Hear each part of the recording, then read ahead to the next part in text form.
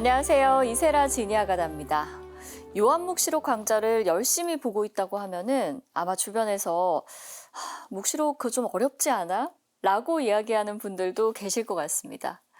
하지만 우리가 신부님과 처음부터 이렇게 공부를 쭉 해본 결과 이 요한묵시록의 상징이나 내용이 생각보다 친숙한 게 많습니다. 미사 영성체 예식 전에 이 사제가 외치는 보라 하느님의 어린 양도 묵시록에 나오는 말씀이죠. 강좌를 들으면서 이런 말씀들을 만날 때 더 반갑고 그 깊은 의미에 감탄하게 되는 것 같습니다. 오늘도 안병철 베드로 신부님과 함께 묵시록의 깊은 세계로 들어가 보겠습니다. 신부님 안녕하세요. 안녕하십니까? 반갑습니다. 그리고 오늘도 어김없이 자리를 꽉 채워주신 방청객 여러분과도 인사 나누겠습니다. 환영합니다. 지난 시간에 우리는 7대접들이 쏟아낸 재앙을 살펴봤습니다. 이제 오늘은요, 이 환시들 가운데서도 가장 핵심적인 내용으로 들어가 보겠습니다. 오늘도 신부님의 시작 기도로 오늘 이 시간 시작해 보겠습니다. 네, 오늘 시작 기도는 이사야서 46장 5절에서 7절까지입니다. 성부와 성자와 성령의 이름으로 아멘. 너희는 나를 누구와 비교하고 견주겠느냐? 우리를 누구와 맞대어 비슷하다고 하겠느냐? 주머니에서 금을 쏟아내고 은을 저울로 다는 자들, 그들은 금세 공인을 고용하여 그것들로 신을 만들고 그 앞에 엎드려 경배한다. 그들이 그것을 어깨에 올려 메고 가서 제자리에 내려놓으면 거기에 선 채로 그것은 움직이지도 못한다. 누가 그에게 소리질러도 대답하지 못하고 그를 곤경에서 구해주지도 못한다. 영광이 성부와 성자와 성령께 성부와 성자와 성령의 이름으로 아멘. 안녕하십니까? 안녕하세요. 예, 오늘은 요한묵시록 17장을 함께 보겠습니다. 16장까지의 내용에서 천사들이 하나하나의 대접을 쏟아붓죠. 그때마다 재앙이 나타났습니다. 이제 우리가 살펴볼 17장은 이쪽에서 보시면 대탕녀 바빌론에 내릴 심판, 이게 성경의 소제목으로 붙어있는 내용입니다. 오늘은 27장 1절에서 7절까지의 내용을 보게 될 텐데, 우선 1절에서 3절 전반부까지는 환시를 예고하는 전주곡에 해당하는 도입부에 해당하는 그런 내용이 나오고요. 3절 후반부에서 6절까지는 이제 요한이 본 환시의 내용, 그리고 그 환시의 내용들이 실행되면서 나타나게 될 반응들, 그 내용이 수록이 되어 있습니다. 그 다음에 7절은 신비의 내용에 대한 주석을 예고하는 내용이 나옵니다. 여기서 이제 신비, 그 여자는 신비다, 이렇게 이제 이야기하고 있으니까 그 내용을 이제 오늘 한꺼번에 같이 보도록 하겠습니다. 7 대접에 관한 환시들 가운데에서 가장 핵심적인 내용이 바로 대탕녀 바빌론에 내릴 심판입니다. 그 대탕녀 바빌론에 관한 환시가 가장 핵심인데, 바빌론을 일컬어서 대탕녀다 이렇게 부르고 있어요. 근데 대탕녀 바빌론에 대한 내용은 아주 짤막하지만 굉장히 함축된 그런 내용들로 이 17장에서 소개가 되고 있습니다. 구성에 대해서는 지금 설명드린 바로 이거를 여러분들이 참조하시면서 같이 이 설명을 들으시면 될 것 같습니다. 우선 1절을 보면 저마다 대접을 가진 7 천사 가운데 하나가 나에게 와서 말하였다. 이리 오너라. 큰 물결에 앉아있는 대탕녀에게 내릴 심판을 너에게 보여주겠다. 땅의 임금들이 그 여자와 불륜을 저지르고 땅의 주민들이 그 여자의 불륜에 술에 취하였다. 이제 이야기가 이렇게 시작이 되는데, 우선 여기 등장하는 게 천사입니다. 7 천사 중에 한 천사. 바로 이 천사는 누굽니까? 하나하나의 대접을 쏟아 부었던 천사들이죠. 바로 그 7 천사예요. 그 가운데 하나입니다. 그러니까 대탕녀 바빌론에 내릴 심판의 내용을 담고 있는 이 17장을 우리가 살펴보면서 놓치지 말아야 될 것이 바빌론을 심판하셨던 그 사건 안에서 이 내용을 봐야 된다는 거죠. 왜냐하면 16장에서 7번째 천사가 대접을 쏟아부으면서 바빌론의 패망에 대한 얘기가 소개가 되거든요. 완전히 패망해버렸습니다. 그러니까 결국 17장에서 소개되는 내용은 하느님의 심판에 관한 그런 내용 속에서 전개되고 있는 그런 부분이라는 것을 먼저 인식을 하고 우리가 좀 이 부분을 하나하나 봐야 될 것 같습니다. 우선 7 대접을 각각의 천사가 하나하나 쏟아부었다. 이게 16장까지 우리가 본 내용이에요. 그럼 각각의 대접에 담겨있던 내용들, 이것들은 대부분 재앙들이었잖아요. 그러니까 쏟아부었으니까 결국 모든 피조물에게 그 재앙들이 미치게 되었다라는 것. 그렇다면 무슨 이유로 7 대접 속에 담겨있는 내용들이 예외 없이 모든 피조물들에게 미치게 됐는가? 그리고 그 피조물 가운데에서 어떤 피조물들이 과연 하느님의 심판을 받아야만 했었는가? 이걸 우리가 이제 17장을 보면서 밝혀내야 될 겁니다. 그리고 하느님의 심판을 초래하게 한 것들이 과연 어떤 것들인가 하는 것도 이제 17장에서 하나하나 구체적으로 살펴보게 될 겁니다. 그런데 여기서 우리가 간과해서는 안 될 것이 하나 있습니다. 하느님의 심판은 재앙으로, 재앙은 곧 파괴를 야기시켰어요. 근데 하느님의 심판의 결과로 주어진 파괴는 그 어느 것도 그 자체를 위한 것이 결코 아니었다는 것. 처벌로 주어진 결과였다.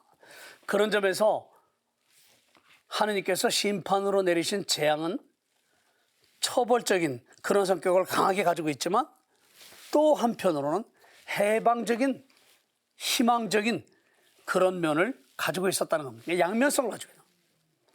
재앙이면서 동시에 희망을 주는, 즉 해방적인 그런 두 가지 양면성을 하느님의 심판이 내리게 된 재앙을 통해서 보여진 그 내용 속에서 우리가 볼 수 있는 그런 부분들입니다.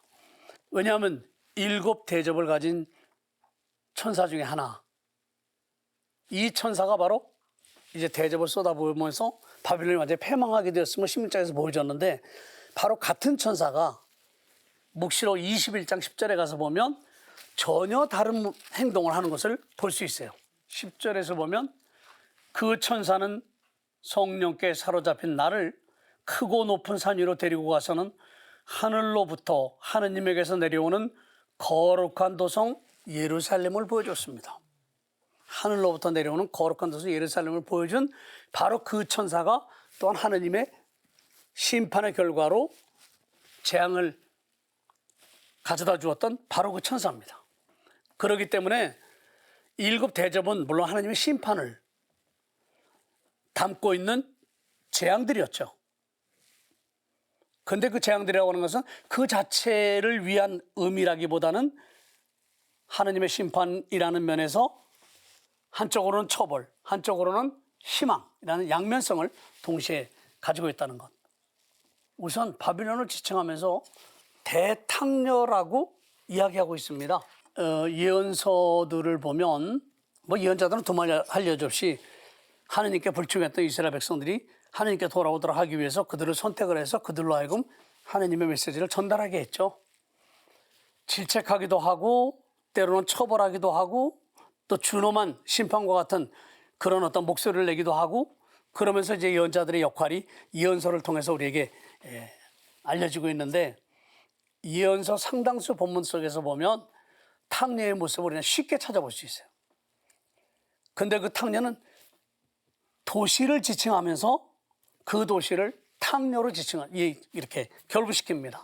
예를 들어서 에프라임 또는 예루살렘 그리고 니네베, 여러 도시들이 언급이 돼요.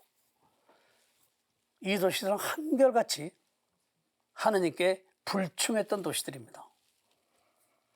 하느님께 불순명하고 자기들 마음대로 행동했던 그런 도시들. 그래서 하느님의 눈에 벗어나 있는 그런 도시들.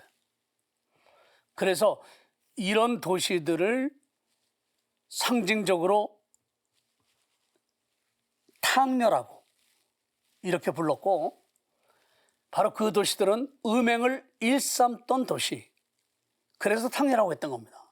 근데 우리가 이야기하는 이런 비윤리적인 행위를 하면서도 부끄러운 줄 모르고 행하는 그런 형태의 어떤 탕녀라는 의미가 아니고, 이건 상징입니다. 하느님께 불충했던 백성들을 지칭하기 위해서 탕녀라고 얘기해요. 이런 표현을 쓰는 거예요. 자, 묵시록 17장 1절에서는 큰 물결에 앉아있는 대탕녀에게 내릴 심판을 너에게 보여주겠다, 이렇게 표현합니다. 이건 아주 전문적인 용어입니다.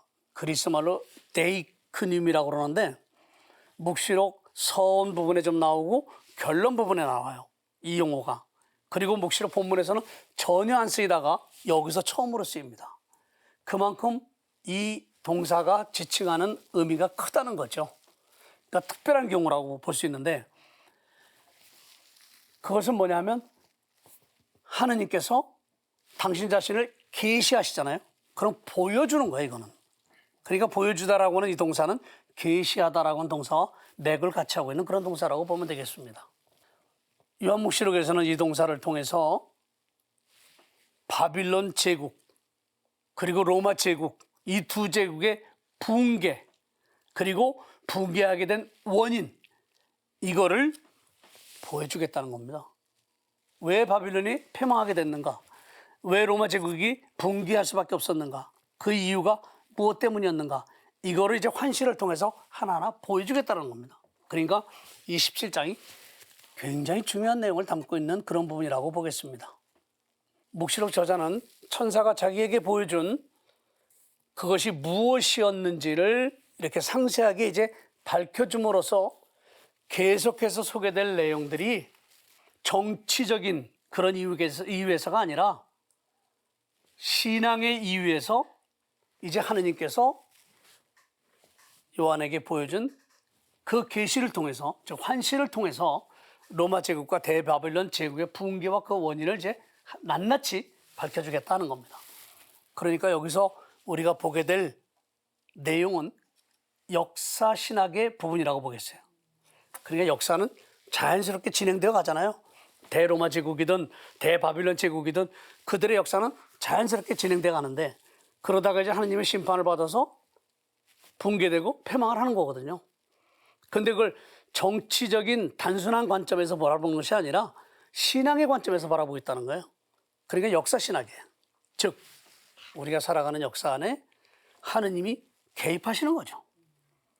그렇게 해서 그 역사를 이끌어 가시는데, 그 역사에 역행하거나 역사에 반대하거나 그렇게 될 때는 곧 하느님의 처벌이 주어지는 거죠. 그래서 이제 바빌론이랄지 로마가 패망을 하는 겁니다. 그러나 자연스럽게 어떤 정치적인 싸움에 의해서 제국이 패망하거나 또 다른 나라의 어떤 정치적인 이유 때문에 침범을 받아서 패망하거나 그런 것이 아니라, 바빌론과 로마 제국의 패망이라고 하는 것은 결국 신앙의 시각으로 바라봐야 된다. 즉 하느님의 심판의 결과에 따르는 걸 묵시록 저자는 이제 이 내용을 통해서, 앞으로의 내용을 통해서 확인시켜 주게 될 겁니다. 자, 그 천사는 성령께 사로잡힌 나를 광야로 데리고 갔습니다. 나는 진홍색 짐승을 탄 여자를 보았습니다. 그 짐승의 몸에는 하느님을 모독하는 이름들이 가득한데 머리가 7이고 뿔이 10이었습니다. 진홍색 짐승 위에 올라탄 여인, 그리고 여기가 광야입니다. 그러니까 이 여인은 역사적인 영역에서 찾을 수 있는 인물은 아닙니다. 그러니까 관심의 초점은 우리는 여자 자체에 둬서는 안 된다는 거죠. 왜냐하면 이제 이 환시는 이 여자가 대상으로 삼고 있던 비밀, 여기에 관심의 초점을 맞추는 거예요. 이제 나올 거예요, 뒤에 가서. 비밀에 대한 이야기. 즉 인간의 능력으로는 이해할 수 없고 오직 지혜로운 마음이 있어야만 이해할 수 있는 그 비밀, 이거를 이 여인과의 관계 속에서 우리는 이제 하나하나 짚어보면서 펼쳐지게 될 내용 속에서 확인해 나가게 될 겁니다. 여인의 비밀, 그리고 그 비밀의 풍요로움, 내용, 이거를 깨닫기 위해서는 그 비밀을 발생시킨 사건들, 그 상황들, 이거를 우리가 정확하게 짚어봐야 됩니다. 요한묵시록은 17장에서는 지금 우리가 다룬 이 부분에서는 여인과 짐승에 대해서, 그리고 이제 다음에 다루게 될 18장 바빌론의 패망에 관한 이런 내용에 대해서는 이제 18장에서 나오는데, 묵시록은 이렇게 바빌론 패망한 사건 하나만 단순하게 이야기하지 않고 여인과의 관계 속에서 바빌론 패망에 대한 이야기를 우리에게 전해주고 있다는 거죠. 그렇다고 한다면 여인의 정체성에 대한 관심을 갖지 않을 수 없고, 여인의 정체성이 과연 어떤 것인지 찾아낼 필요가 있습니다. 17장, 18장에서 묵시록 저자가 강조하는 것은 하나입니다. 대탕여인 여인을 심판하는 것. 이게 결정적 사건으로 17장, 18장에서 소개가 될 겁니다. 물론 그것이 이제 바빌론의 패망과 대로마 제국의 패망으로 표명이 되게 될 겁니다. 이 여자가 섬기던 우상, 그 우상이 이 여자의 인격과 맞닿아 있어요. 그러니까 이 여자의 인격 안에 바로 우상이 자리하고 있는 거죠. 그래서 이 여인이 지금 기소되고 있는 건데, 탕녀로서 기소되고 있는데, 그 여인 안에 우상이 결합되어 있다는 점에서 보면 하느님의 심판은 여인을 심판하는 것이 아니라 뭐예요? 우상을 심판하는 거죠. 그런데 이 여인은 어디에 있었느냐? 큰 물 곁에 앉아 있었다, 이렇게 표현하고 있어요. 앉아 있는 자세는 아주 편안한 자세를 얘기해요. 그리고 여기서 진홍색 짐승을 타고 있었어요. 그러니까 언제든지 움직일 수 있는, 언제든지 공격을 할 수 있는 그런 준비가 되어 있었다는 걸 알 수 있어요.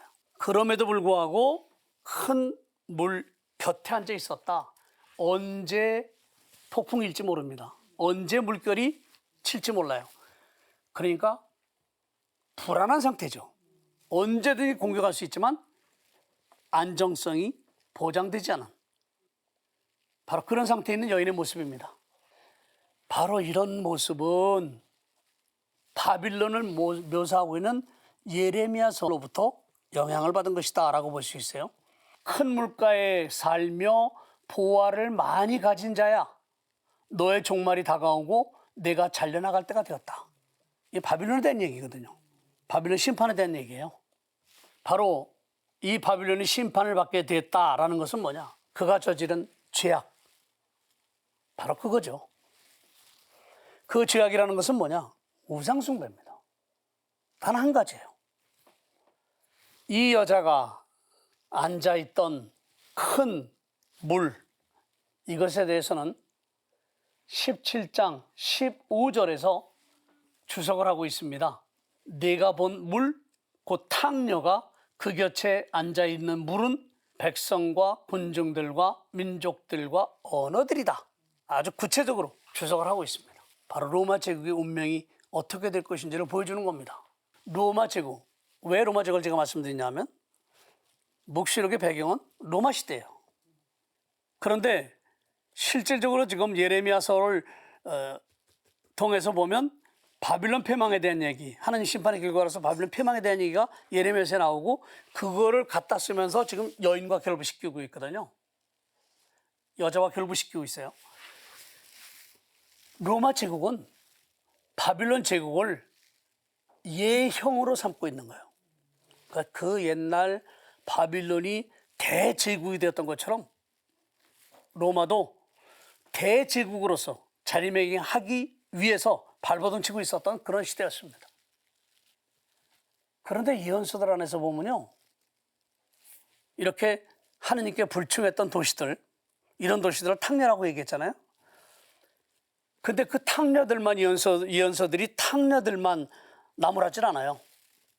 탕녀와 함께 놀아난 정부들, 그러니까 대도시 자체를 하느님이 심판하시지만 그 도시 안에서 우상과 결탁해서 편안하게 살려고 했던 시민들, 사람들, 소위 말해서 탕녀 정부들이죠.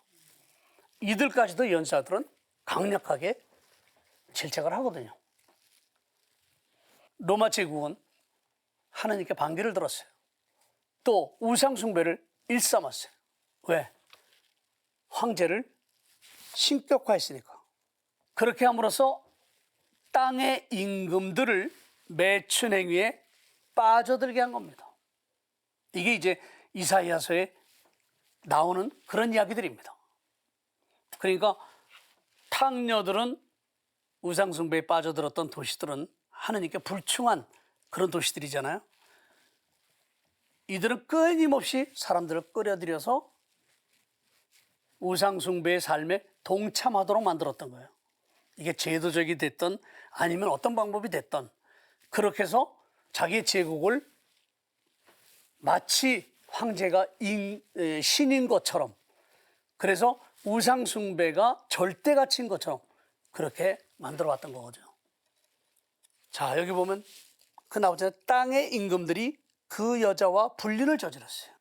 그리고 땅의 주민들이 그 여자의 불륜의 술에 취하였어요. 다스리는 자나 그 다스림 속에 살아가는 사람들이나 모두가 다 불륜의 술에 취해 있었다라는 거죠. 근데 좀 궁금한 게 있죠. 땅의 임금들이라고 구체적으로 표현하고 있으니까 그럼 어느 임금들을 지칭하는 것이냐? 로마 제국의 역사를 우리가 되짚어 봐야 되지 않겠느냐? 이거를 역사적으로만 보려고 하는 그런 호기심을 갖기 마련입니다. 제가 말씀드렸죠. 묵시록 저자는 역사를 바라보되 정치적, 사회적 그런 관점에서 바라보는 것이 아니라 신앙적 관점에서 바라본다. 역사 신학을 만들어가고 있다는 걸 말씀드렸어요. 로마 제국의 역사를 여기서 되짚어보는 것은 아무런 의미도 없습니다. 왜냐하면 예언적인 상징주의를 여기서 지금 사용하고 있는 것뿐입니다. 즉 묵시록 저자가 땅의 임금들이라는 이런 표현들을 써가면서 전해주고자 했던 의미는 뭐냐? 로마 제국이 이 세상에서 힘을 앞세워서 절대적인 권위를 행사한 모든 것으로 인해서 심판을 받게 됐다는 것. 그 결과 로마 제국은 악마의 권세에 종속하게 되었다는 것. 이게 바로 묵시록 저자가 보여주고자 했던 거예요. 다른 게 아닙니다. 자기가 가지고 있는 능력, 힘, 권세, 이 모든 걸 동원해서 하느님에 반대하고 우상 숭배를 일삼았고 했던 그것에 대해서 하느님이 심판한다는 거죠. 17장 4절에서 그 여자는 자주색과 진홍색 옷을 입고 금과 보석과 진주로 치장하였습니다. 손에는 자기가 저지른 불륜의 그 역겹고 더러운 것이 가득 잠긴 금잔을 들고 있었습니다. 자, 이 자체만 보더라도 이 여자가 얼마나 화류계의 그런 여인이었는가, 다른 사람들을 미혹하고 유혹하기 위해서 얼마나 화려하게 치장을 했는가 하는 걸 볼 수 있죠. 그런데 그 화려함이 어떤 것이었느냐? 더럽고 역겨운 이런 모습이었다라는 거죠. 조금은 이해를 해요, 저도. 화장도 잘하면 굉장히 예술적인데 지나치면 역겹습니다. 그렇죠? 이게 이 여자는 다른 것이 아니고 제국을 얘기하는 거예요. 나중에 얘기하겠습니다만, 땅의 주민들은 이미 그 여자의 불륜의 술에 취해 있었다. 결국 그리스도교 신자가 아닌 사람들, 이들은 모두가 만취한 그런 사람들처럼 우상숭배에 깊이 빠져 있었다라는 것을 묵시록 저자는 여기서 지적을 하고 있는 거죠. 자, 탕녀라는 표현, 지금 처음에만 쓰고 1절에서 그 다음부터는 다 여자라는 표현을 써요. 탕녀라는 표현 안 써요. 한 번만 쓰고 말아요. 그럼 다 여자라고 표현하고 있습니다. 이 17장에서 여자라는 표현이 6번이나 사용돼요. 그 성경에서 보면 여자라고 하는 것은 우리가 얘기하는 남성, 여성의 그 의미가 아니고 백성, 교회, 도시를 상징적으로 표현하기 위해서 사용되어 왔었습니다. 그러니까 백성, 교회, 도시, 이걸 상징하는 그런 어떤 용어로서 여자라는 표현을 성경에서 사용을 해왔어요. 자, 아까도 본 것처럼 진홍색 짐승을 탄 여인, 그러니까 말을 탔다라는 것은 그만큼 출중한 기술하는 의미죠. 말을 컨트롤할 수 있어야 말을 타는 거지. 말 타지 못한 사람 말 위에 못 올라가요. 두려워서. 이 여자는 출중한 기수로서 진홍색 짐승 위에 올라타 있는 그런 모습을 보이고 있고, 그리고 머리가 7, 뿔이 10개였다. 그 짐승의 몸에는 그렇게 표현하고 있어요. 자, 7이라는 거는 묵시록에서 아주 완전성을 지칭하는 가장 많이 나온 상징적인 숫자죠. 그리고 10이라고 하는 것은 많다, 또 무한대성을 지칭하는, 지칭할 사용되는 그런 상징적인 표현이거든요. 그러니까 모든 권력을 한 손에 다 소유하고 있는 그런 모습을 이렇게 상징적으로 표현하고 있습니다. 즉, 자기가 어떤 목적을 가지고 뭔가 하기 위해서 필요한 모든 권력, 힘, 능력 다 가지고 있다는 거죠. 그런데 그거는 자기 스스로 만들어낸 그런 것들이 아니라 짐승, 용으로부터 받은 거예요. 용으로부터 그 모든 권세를 받았습니다. 그런데 그 받은 것이 얼마나 화려해요. 자주색, 진홍색 옷이에요. 그리고 금과 보석과 진주로 치장할 수 있는 이런 모습. 거기다가 금잔까지 들고 있었어요. 그러니까 외모가 상당히 매혹적이다. 그런데 그 여자가 들고 있었던 금잔, 그 안에는 뭐가 있었느냐? 불륜의 그 역겹고 더러운 것이 가득 담겨 있었다. 왜냐하면 사람들을 유혹할 때 금잔이 사용된 건데 사람들은 금잔 안에 뭐가 들어있는지 몰라요. 그러니까 유혹의 도구예요, 금잔은. 그러니까 사람들을 매료시키고 유혹하기 위한 모든 능력을 다 갖추고 있었어요. 힘도 권세도, 그리고 유혹할 수 있는 도구도 다 가지고 있었던 거죠. 금잔 안에 담겨지는 것이 무엇인지 알고 있었던 사람은 단 하나예요. 이 여자예요. 뭐예요? 불륜의 역겹고 더러운 것. 이게 뭡니까? 불경과 우상숭배죠. 그러니까 금잔 안에 담기는 것이 우상숭배였다라는 걸 여인은 알고 있어요. 그런데 겉에는 금잔이니까 사람들은 몰라요. 그 사람들을 유혹하고 매료시키기 위한 도구로서 금잔을 가지고 있었던 것이고, 또 그들을 끌어들이기 위한 능력과 힘과 권세를 다 가지고 있었더라. 예레미야서 51장 7절 보면 바빌론은 주님의 손에 들린 금잔, 온 세상을 취하게 하였다. 민족들이 거기 담긴 포도주를 마셨기에 미쳐버렸다. 바빌론 심판에 관한 내용이거든요, 이게. 바빌론 폐망을 예고한 예레미야서의 내용입니다. 이렇게 바빌론이라는 도시를 하느님 손에 들려진 금잔과 비교하고 있어요. 즉, 바빌론은 이렇게 금잔을 가지고 온 세상을 취하게 만들었다는 거죠. 금잔 안에 담겨져 있는 건 바빌론만 알아요. 다른 사람들은 몰라요. 보여진 것이 화려한 금으로 된 잔입니다. 그 유혹을 통해서 목적을 성취하고자 했던 거죠. 즉, 취하게 만드는 거예요. 근데 묵시록에서는 금잔을 들고 있었던 것이 누구예요? 그 여자입니다. 이 여자가 금잔을 들고 있었어요. 자, 예레미야서의 내용을 참조해서 보면 하느님을 모독하는 것이 금잔 속에 담겨 있었던 것이기 때문에 금잔이란 결과적으로 우상 숭배를 지칭하는 것이라고 볼 수밖에 없습니다. 더군다나 70인역 성경 예언서들 속에서 불륜이라는 용어는 우상과 우상에게 바치는 종교의식, 또 그 종교의식을 하면서 비롯된 여러 가지 행위들, 이것들을 지칭하는 용어로 사용을 해왔습니다. 그러니까 우상숭배와 우상숭배를 행하는 모든 걸 다 지칭해서 불륜이다, 이렇게 표현했어요. 그러니까 이 불륜의 역겹고 더러운 것이라고 하는 이 표현은 상징적인 의미를 지닌 것으로서 참다운 하느님으로부터 등 돌리게 하는, 하느님으로부터 등 돌리게 하는 우상숭배의 행위를 지칭하는 그런 의미라는 거죠. 그러니까 묵시록에서 사용되는 상징들은 아까 우리 MC가 이미 설명하신 것처럼 어느 정도 친숙한 표현들이에요. 처음에는 우리가 조금 어렵지. 구약 성경에서 사용한 상징적 표현들을, 그 원칙을 어느 정도만 우리가 조금 알기 시작하면 묵시록에서 사용되는 표현들은 굉장히 친숙하게 다가갈 수 있고 그 의미를 어렵지 않게 이해할 수가 있습니다. 자, 5절에 가서 보면 이마에는 땅의 탕녀들과 역겨운 것들의 어미 대바빌론이라는 이름이 적혀 있었는데 그 이름은 하나의 신비였습니다. 아주 이제 구체적으로 나와요.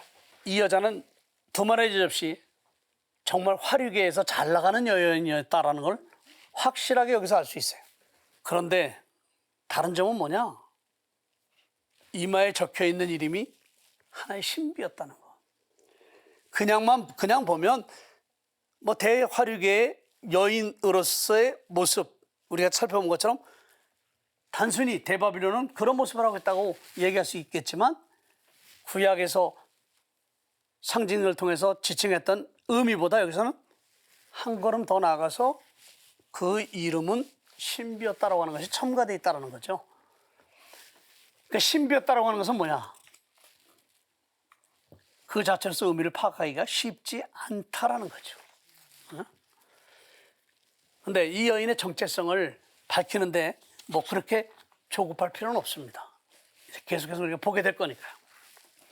성경에서는 전통적으로 바빌론, 이 제국을 하느님을 적대시하고 하느님께 맞서 왔던 그런 제국으로 지칭을 해왔습니다. 또 바빌론은 이방인들이 종교의식을 거행할 때 사용되던 우상을 만든 제국으로 그렇게 예언서에서는 기록을 하고 있어요. 예레미야서 같은 데서.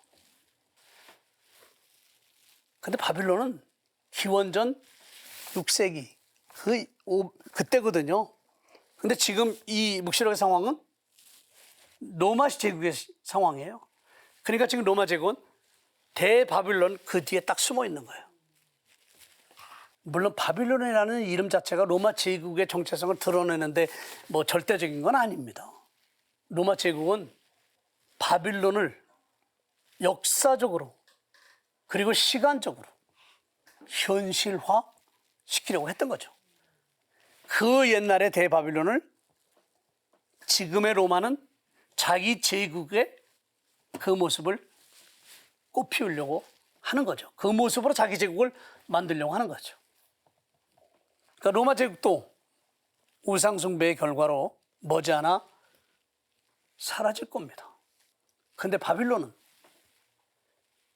이러저런 형태로 로마 제국 안에서 모습을 드러내고 했지만 로마 제국이 사라진다고 해서 바빌론이라고 하는 그 본체가 사라지진 않아요. 즉 바빌론이라고 하는 그 제국이 가지고 있는 상징성은 한마디로 하느님께 등 돌린 우상숭배거든요. 우상이거든요. 근데 이 우상은 어떤 우상이냐? 하느님과 똑같은 그런 상태의 자신의 모습을 드러내는 거니까 신격화하는 거잖아요. 자기 제국을. 제국이 절대적이다. 이게 우상 숭배거든요. 그러니까 우상을 그러니까 절대화하려는 이런 인간의 욕망과 욕구가 사라지지 않는 한 바빌론은 어떤 형태로든 역사 안에서 지속되게 될 거라는 거죠. 전제주의적 성격의 독재 국가들, 과거, 현재, 또 미래 모두 다 포함해서 이런 국가들은 사람들을 모두에게 지상적인 가치만을 추구하게 함으로써 능력과 미모를 갖춘 화려한 외모로 사람들을 유혹할 수는 있어요. 그러나 결국은 패망할 수밖에 없다. 이게 바빌론 제국의 패망과 로마 제국의 패망이 확인시켜주는 내용입니다. 결국 그 화려함 속에서 오히려 목숨까지 내놓을 수밖에 없는 비참한 상황에 처했던 그리스도의 신자들, 이들에게는 바빌론과 로마 제국의 패망이 희망의 소망이죠. 즉 그리스도의 신자들은 오로지 복음에 근거한 삶을 살고 거기에 절대적인 가치를 두고 살아온 사람들이기 때문에 그들의 희망은 환상이 아니고 실질적인 겁니다. 물론 그 실질적인 희망을 살아가기에는 그들을 둘러싸고 있는 주변 사회의 가치가 너무나도 다르기 때문에 그 가치로부터 오는 내적인 혼돈, 혼란, 거부할 수 없는 현실입니다. 또 절대적 가치를 물질과 세속에만 두어왔던 제국이 추구하는 가치, 이것과는 너무나도 정반대의 그런 모습이 신앙이 요구하는 가치이기 때문에 결국 갈등을 겪지 않을 수가 없었겠죠. 그리스도의 신자들은 그 여인, 화려한 모습을 하면서 사람들을 미혹하고 우상숭배에 빠져들게 했던 그 여인, 이 여인이 오늘 어디에서 그 모습을 드러낼지 세심한 주의를 기울여야 된다는 거죠. 언제 어느 곳에서든 이 여인은 이런 모습으로 나타나게 될 거예요. 그런 점에서 이 여인의 이름이 신비입니다. 언제 나타날지 몰라요. 이거를 공간복음 뭐라고 얘기하느냐? 인자가 언제 올지 모르니 깨어있으라 그래요. 이거는 종말론적인 상황으로서 오시는 하나님 나라를 맞이하기 위한 신앙인의 자세를 얘기하는 건데, 여기서는 뭐냐? 우상을 배척하기 위한 그런 지혜로서 이 여인이 어디에서 나타날지 모르니 깨어있으라는 거죠. 그러니까 공간복음의 관점과 묵시록의 관점이 약간 좀 맥을 달리해요. 자, 그러면서 다시 한번 요한은 또 다른 환시를 봅니다. 그 여자는 성도들의 피와 예수님의 증인들의 피에 취해 있었습니다. 나는 그 여자를 보고 크게 놀랐습니다. 취한 사람들의 모습이 좀 추하잖아요. 여러분들 술 잡수고 취해 본 적이 있을까요? 취해 보면요, 자기 자신도 싫어요, 사실은. 그래서 다시는 술 안 먹겠다. 그래 놓고 며칠 지나면 또 잊어버려. 자, 여기에 등장한 여인은 몸을 못 가눌 정도로 지금 취해 있는 상태죠. 왜냐? 크게 그 여자를 보고 놀랄 정도였으니까 얼마나 취해 있었는가 하는 걸 우리가 알 수 있어요. 근데 뭐에 취해 있었느냐? 성도들의 피, 예수님의 증인들의 피에 취해 있었다는 거죠. 결국 이 여자는 순교자들의 피로 생명을 얻고 그 피로 살아온 사람들이에요. 즉 여자로 표상된 이 바빌론이라는 대제국은 자신이 살아남기 위해서라도, 또 역사 안에서 자신의 위치를 굳건하게 지켜가기 위해서라도 생겨난 지 얼마 되지 않은 그리스도의 공동체 자체를 와해시킬 필요가 있었습니다. 왜? 로마 제국, 바빌론 제국, 이들에게 있어 가시와 같은 존재는 누구냐? 그리스도의 신자들이죠. 또 이스라엘 백성들이었고. 그러니까 그 뿌리 자체를 없애버려야 자기들이 추구하는 가치를 절대화시킬 수 있는 거거든요. 그렇기 때문에 제국과 신격화된 황제를 위해서 그리스도교 신앙을 말살시켜야 되느냐? 아니면 그대로 두면서 같이 살아가야 되느냐? 이게 대제국 로마에 있어서는 죽느냐 사느냐의 문제죠. 또 그리스도 신자들에게 있어 역으로 황제의식을 받아들일 것이냐 거부할 것이냐 죽느냐 사느냐의 문제죠. 그러니까 신앙인의 삶이라고 하는 것은 결단의 삶인데 결단은 해도 되고 안 해도 되는 것이 아니냐, 죽느냐 사느냐의 문제라는 거예요. 절박성을 가지고 이루어져야 된다는 거예요. 그러니까 오늘 결심하고 내일 흐트러뜨리고 또 그 다음날 결심하고 또 흐트러뜨리는 건 절박하지 않아서 그런 거예요. 그 제일 실패 많이 하는 게 뭐예요? 살 빼는 일이잖아. 다이어트 한다고. 그래서 안 먹고 또 간헐적 뭐 다이어트도 하고 매번 하면서도 대부분의 사람들이 실패를 하죠. 물론 성공하는 사람도 있지만 죽느냐 사느냐만큼 그렇게 절박하지 않거든요. 그러니까 먹고 싶은 유혹 그거를 떨쳐내야 할 만큼 심각하지 않기 때문에 그냥 또 먹고 그러는 거죠. 그러니까 로마 제국의 입장에서나 그리스도 신자 입장에서나 다 선택은 죽느냐 사느냐의 문제를 놓고 하는 선택이에요. 제국은 자기의 절대적 가치를 지키기 위해서 반대하는 그리스도 신자들을 없애버려야 되고, 그리스도 신자는 하느님께 대한 믿음을 지키기 위해서 황제의식을 거부해야 되고, 결국 죽느냐 사느냐의 문제죠. 요한은 이렇게 취해 있는 여인을 보고 크게 놀랐다고 이렇게 묵시록은 쓰고 있습니다. 그런 점에서 보면 묵시록 저자인 요한은 그 당시 다른 그리스도 신자들 중에 한 사람이었던 사람으로서, 그죠? 신자 중에 하나잖아요. 지금 특별하게 환시를 통해서 이걸 보는 것 뿐이지 그 당시 살고 있던 다른 사람들과 다르지 않은 한 사람의 신앙인입니다. 그런 점에서 요한은 이 여자, 바빌론이죠. 로마 제국이에요. 이 여자가 보여주는 화려한 외모, 그리고 모든 권세를 손에 쥐고 있는 능력자, 이런 모습에 유혹을 받은 거죠. 또 이 제국은 나름대로의 통치 감각을 갖고 자기 제국의 존재 근거에 대한 분명한 확고한 인식을 갖고 그렇게 제도를 만들고 또 사람들을 유혹하고 끌어들이려고 했던 거 뭐 의심의 여지가 없죠. 그런데 실질적으로 드러난 것은 뭐였어요? 악마의 드라마틱한 아름다움 뿐이었죠. 겉으로만 화려하고 속은 다 비어있고 썩어있는 그런 모습.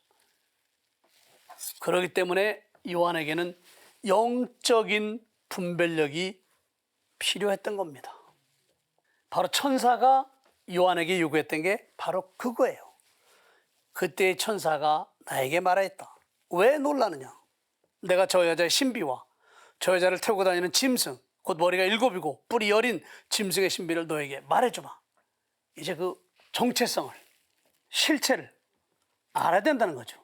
그걸 알지 못하면 결국 그 유혹에 빠져들 수밖에 없다. 요한도 사실은 어느 정도 매력을 가지고 관심을 가졌던 것처럼 보여집니다. 그래서 그 여자를 보고 크게 놀랐던 거죠. 이렇게 대탕녀가 만들어 놓은 함정에 빠져들지 않고 진정한 아름다움이 뭔지 그 실체를 깨닫기 위해서는 요한도 특별한 교육을 받아야만 했고, 바로 그것이 천사가 지금 한 내용이죠. 짐승의 신비를 너에게 말해주마. 바로 이 내용이 다음 시간에 다루게 될 8절에서 18절까지예요. 여기서 하나하나 천사가 이제 가르쳐 줄 거예요. 더 이상 그 허황된 유혹에 빠져들지 않도록, 그 올바른 가치가 무엇인지 찾아갈 수 있도록 그렇게 이제 가르쳐 주게 될 겁니다. 여자의 신비를 파헤쳐 줌으로써 환시의 근원적 의미가 무엇인지를 이제 요한은 깨닫게 될 겁니다. 바로 그 부분을 우리가 다음 시간에 볼 거예요. 그러니까 결국 죽느냐 사느냐 문제에 대한 결단도 인식이 제대로 돼 있느냐 없느냐 여기에 달려있다는 거죠. 그 의미를 제대로 알고 결단하느냐 모르고 결단하느냐 굉장히 중요한 거예요. 그럼 모르고 결단할 때는 그 길이 옳은 줄 알고 가는 거죠. 이게 잘못된 길이라는 거예요. 그래서 배울 필요가 있다. 가르침을 받을 필요가 있다는 거죠. 그러니까 신비를 깨달을 수 있도록 전해주는 천사의 가르침에 귀를 기울여야 된다는 거죠. 결국 이건 다른 얘기로 하면 복음 말씀에 우리가 귀를 기울이지 않으면 우리 신앙의 본질을 지켜갈 수가 없다는 거죠.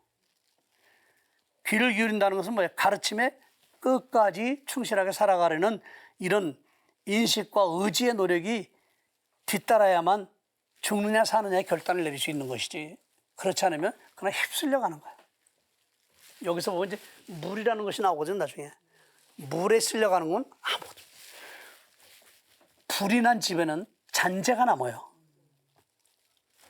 홍수가 지나간 다음에는 아무것도 없어요. 물이 그만큼 무서운 겁니다. 바로 그 의미를 다음 시간에 이제 하나씩 살펴보도록 하겠습니다. 네, 오늘도 정말 시간 가는 줄 모르고 지나갔습니다. 신부님께 큰 박수 부탁드립니다. 오늘은 유독 그 강의 중에 우상숭배 이 단어가 자주 들렸던 것 같습니다. 사실 이 말 자체가 너무 무시무시해서 나랑은 좀 멀리 있다라고 생각이 들다가도 또 매일같이 저지르는 게 이 우상숭배 아닌가 이런 생각이 듭니다. 오늘은 여러분이 강좌를 듣고 나서 이 나의 일상 속에서 우상숭배를 걷어내려면 어떻게 해야 하는지, 대탕녀의 유혹에 빠지지 않기 위해서는 무엇을 해야 하는지 생각해 보셨으면 좋겠습니다. 다음 시간에는 오늘 배운 이 대탕녀와 관련해서 좀 더 자세히 분석을 하고요. 그 안에 담긴 뜻을 알아보겠습니다. 신부님의 마침 기도로 오늘 이 시간 인사드리겠습니다. 성부와 성자와 성령의 이름으로 아멘. 이사야 예언자는 주님의 말씀을 이렇게 전합니다. 너희는 이것을 기억하고 알아들어라. 너희 죄인들아, 마음을 가다듬고 먼 옛날의 일들을 기억해 보아라. 내가 하느님, 다른 이가 없다. 내가 하느님, 나 같은 이가 없다. 일상 안에서 편안함을 추구하려는 단순하고 소박한 마음도 어느 순간에는 더 큰 욕심에 사로잡혀 물질의 노예로 전락하고 있는 일그러진 자신의 모습에 자리를 내어주기도 합니다. 주어진 삶을 성실하게 살아가며 소소한 기쁨을 삶의 활력소로 여기려는 지극히 평범한 생각도 어느 순간에는 세상 사람들과 이웃들의 관심을 받으며 화려하게 자신을 각인시키려는 왜곡된 욕심 때문에 갈피를 잡지 못하고 흐트러지기도 합니다. 이렇듯 선하고 단순하고 평범한 삶에 대한 생각들이 어느 순간 변질되고 왜곡되고 뒤바뀌는 경험들이 어디서 기인하고 있는지를 깊이 숙고하게 됩니다. 강건하고 화려한 정치체제를 구축하여 세상을 향해 무소불위의 위력을 과시하며 유일한 희망은 오직 제국의 그늘 밑에 머물러 있을 때만 가능하다고 외쳐온 그 위대했던 바빌론 제국이 한순간에 패망하고 말았습니다. 흔적 없이 사라질 정도로 완전하게 말입니다. 절대 권력은 단연코 사라지지 않을 것처럼 위세를 떨쳤지만 주님께서는 한순간에 모든 것을 잿더미로 만드셨습니다. 당신께 도전하며 천하의 주인이 되고자 했던 그 제국은 존재조차 사라지고 말았습니다. 그 제국을 섬기도록 강요했던 자들은 비참한 최후를 맞이하고 그들로 인해 고통의 나날을 보내야 했던 믿는 이들은 해방의 기쁨을 맛보며 주님께 대한 희망은 결코 자신들을 실망시키지 않았음을 확인했습니다. 이제 생각해 봅니다. 우리의 내면에서 솟구치는 수많은 욕심과 욕망들, 그러한 욕망을 부추기는 다양한 유혹들이 현실로 분출되는 순간이야말로 우리 안에 있는 바빌론이 다시 살아나는 것이 아닐까 합니다. 한순간에 바빌론을 잿더미로 만드신 주님의 손길을 기억하는 것은 우리 안에 자리하고 있는 바빌론을 거부하는 것이며 그 길만이 우리의 삶을 행복으로 이끌어갈 수 있음을 다시금 생각해 봅니다. 나 같은 이가 없다 하신 하느님은 바빌론을 패망시키시며 당신 백성을 지켜내신 분이십니다. 그 하느님 안에서만 삶의 길을 찾아야 함을 더욱 깊이 인식하며 그 마음을 주님께 봉헌합니다. 아멘. 성부와 성자와 성령의 이름으로 아멘. 수고하셨습니다. 수고하셨습니다.